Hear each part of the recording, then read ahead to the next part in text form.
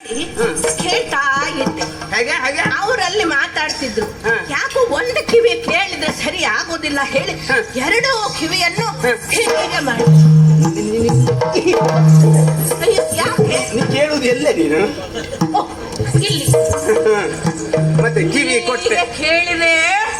ಅಲ್ಲಿ ಮೂರಿದ್ರಪ್ಪ. ಮೂರು ಜನ ಇದ್ರು. ಯಾರೇ ಮೂವರು?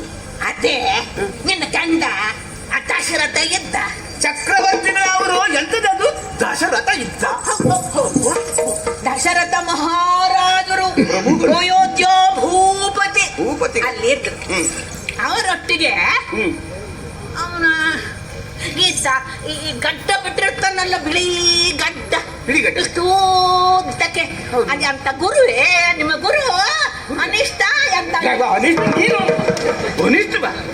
ವಸಿಷ್ಠರೇ ನಮ್ಮ ಕುಲಪುರೋಹಿತರು ಅವರು. ಹಾ, ವಸಿಷ್ಠರು ಮಹಾರಾಜರು ವಸಿಷ್ಠರು. ವಸಿಷ್ಠ ಮತ್ತೆ ಅವರೊಟ್ಟಿಗೆ ಇನ್ನೊಬ್ಬ ಇದ್ದ. ಯಾರು ಅದೇನೆ ಸುಮ್ಮನೆ ಮಾತಾಡ್ತಾ ಇರ್ತಾನಲ್ಲ, ಮಂತ್ರಿ. ಹೌದೇನೆ? ಮಂತ್ರಿ. ಈ ಮಂತ್ರಿಗಳೆಲ್ಲ ಸುಮ್ಮನೆ ಮಾತಾಡುದೇನೆ? ಈ ಮಂತ್ರಿಗಳೆಲ್ಲ ಸುಮ್ಮನೆ ಮಾತಾಡುದು.